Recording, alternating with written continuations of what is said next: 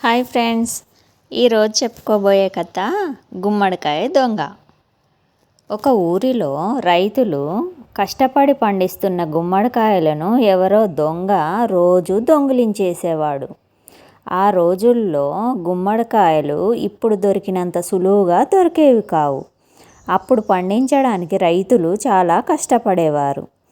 గుమ్మడికాయ దొంగ ఊళ్ళోనే ఎవరో అయి ఉంటారని రైతుల నమ్మకం. దొంగ ఎవరో కనిపెట్టడం ఎలా? అందుకే రైతులంతా కలిసి ఊరి పెద్ద దగ్గరికి వెళ్ళారు. పెద్ద ఆయన చాలా తెలివైన అతను.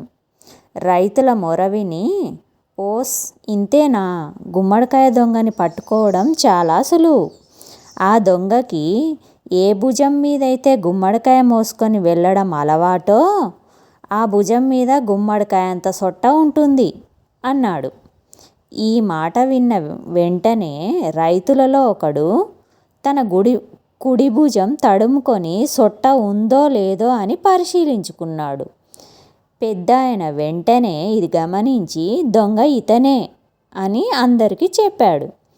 మనం ఏదైనా నేరం చేసినప్పుడు మనకి తప్పు చేశామన్న భావం మనసులో ఉంటుంది.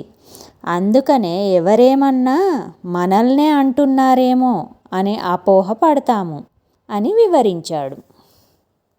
ఈ కథ మీకు నచ్చితే లైక్ చేయండి, కామెంట్ చేయండి, సబ్స్క్రైబ్ చేసుకోండి.